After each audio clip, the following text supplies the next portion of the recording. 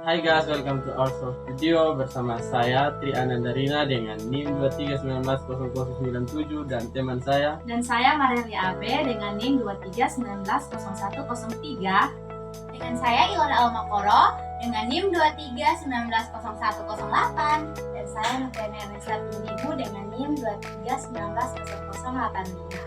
Nah, kali ini kelompok kami akan membahas tentang permasalahan PT Garuda Indonesia. Selamat menyaksikan. Teman-teman, apakah teman-teman pernah mendengar tentang PT Garuda Indonesia? Kalau belum, sini aku kasih tahu. Nah, PT Garuda Indonesia itu merupakan perusahaan penerbangan milik negara Indonesia yang memiliki konsep penerbangan dengan pelayanan penuh. PT ini didirikan pada tanggal 26 Januari 1949. Pada poin ini, kami akan membahas tentang analisis permasalahan dan akan dilanjutkan dengan pelanggaran etika akuntansi yang terjadi. Nah, permasalahan yang dilakukan oleh PT Garuda Indonesia adalah pelanggaran accounting untuk laporan keuangan tahun buku 2018. Perlu teman-teman ketahui, pada 2017, PT Garuda Indonesia mengalami kerugian yang terbilang besar, yaitu sebesar 216,58 juta US dollar atau setara dengan 2 triliun. Cukup besar kan kawan? Kasus ini berjalan 3 bulan dengan kronologi kasus yang berjalan dari 1 April 2019. Kasus PT Garuda Indonesia bersumber pada pelaporan buku tahunan 2018 yang dipublikasi pada tahun 2019. Pada rapat pemegang saham, 2 orang pemegang saham PT Garuda Indonesia pertama kali enggan menyetujui atau tidak mau menyetujui laporan keuangan tahun 2018. Mereka beralasan jika laporan tersebut tidak memenuhi persyaratan standar akuntansi keuangan dan memiliki ketidakwajaran ketika laporan keuangan dilihat pada pencatatan keuntungan bersih senilai 89,84 US dollar atau sekitar 11 miliar. Kejanggalan ini ditemukan pada akun pendapatan lain-lain sebesar 278,81 juta US dollar yang hampir 14 kali dari kerugian pada tahun 2017. Wow.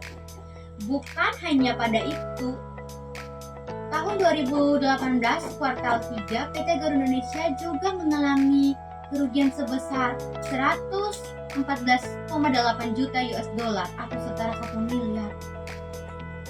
Adapun akuntan publik yang telah melakukan audit atas laporan finansial statement PT Garuda Indonesia Tbk, yaitu akuntan umum Kasner Sirumapea dan KAP Tanubrata Sutanto, Fatmi Bambang dan rekan member of the International Audit Organisasi BDO. Audit yang dilakukan diperiksa oleh Kementerian Keuangan melalui Pusat Pembinaan Profesi Keuangan. Pada pemeriksaan ini, Kementerian Keuangan mendapati auditor KAP melakukan pelanggaran terhadap standar akuntansi. Teman-teman, kita masuk pada pembahasan topik kedua, yaitu mengenai pelanggaran etika bisnis dan pelanggaran etika akuntansi yang terjadi dalam kasus PT Garuda Indonesia Tbk.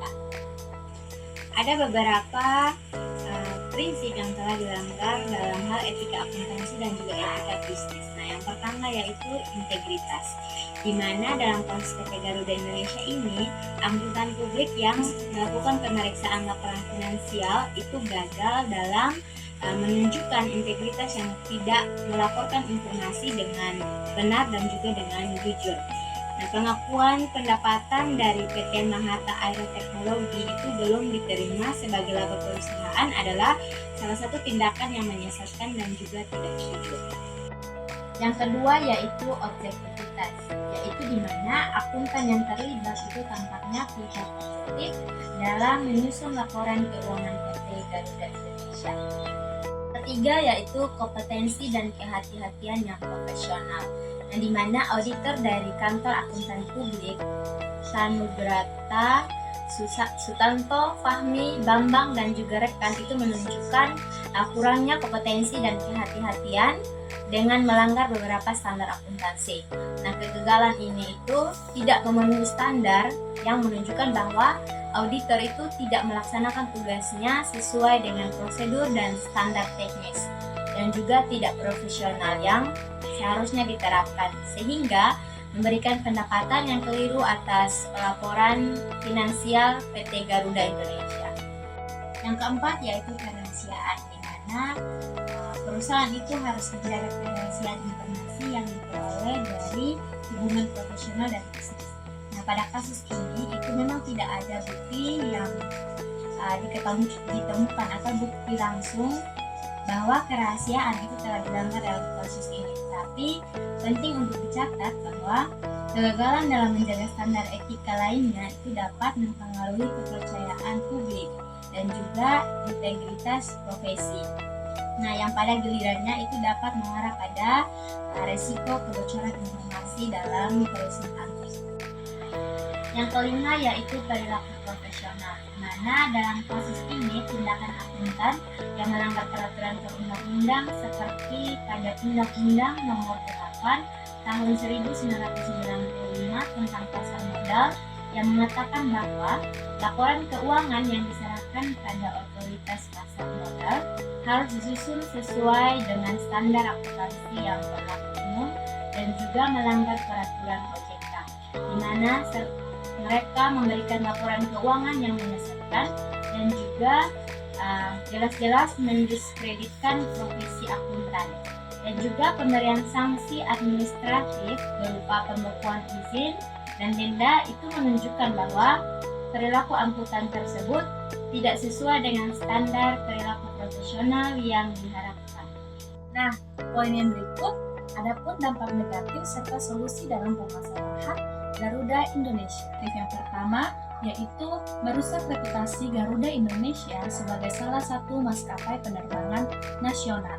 Yang kedua, juga mempengaruhi iklim investasi di Indonesia, di mana para investor menjadi lebih berhati-hati dan skeptis terhadap perusahaan-perusahaan lain yang terdaftar di bursa saham, karena kekhawatiran bahwa manipulasi serupa bisa terjadi di perusahaan lain. Kemudian yang ketiga, dampak negatif lainnya termasuk penurunan nilai saham Garuda Indonesia. Yang keempat, ketidakpercayaan dari para pemangku kepentingan. Dan yang kelima, investigasi serta sanksi dari otoritas terkait.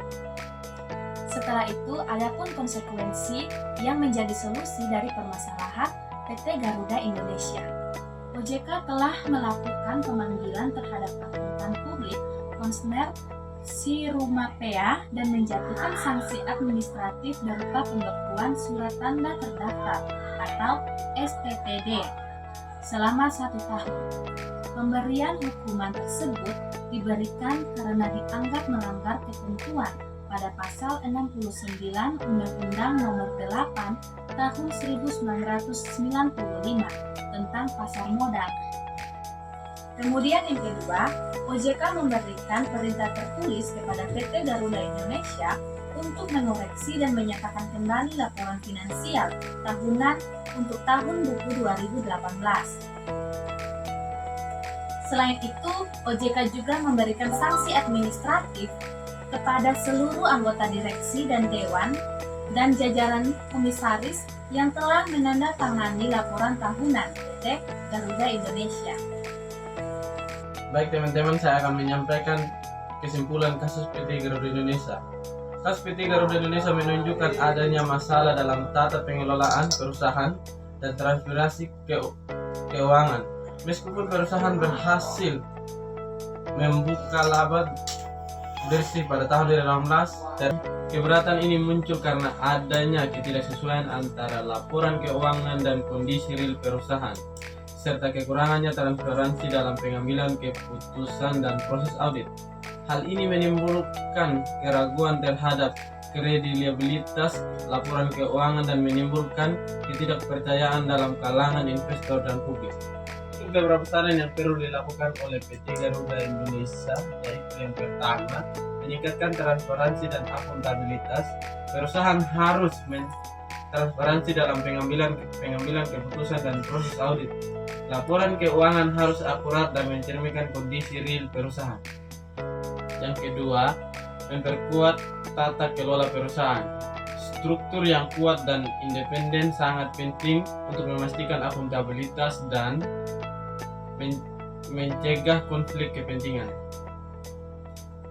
Yang ketiga, meningkatkan komunikasi dengan investor dan publik. Perusahaan harus aktif berkomunikasi dengan investor dan publik untuk memberikan informasi yang jelas dan akurat. Yang keempat, memperbaiki kinerja operasional. Perusahaan perlu fokus pada efisiensi dan efektivitas operasional untuk meningkatkan profitabilitas daya saing.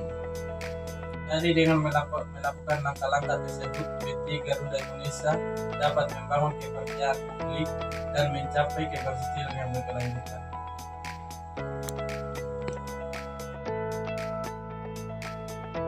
Demikian video kami. Jangan lupa di like, comment, and subscribe. Semoga bermanfaat. Dadah.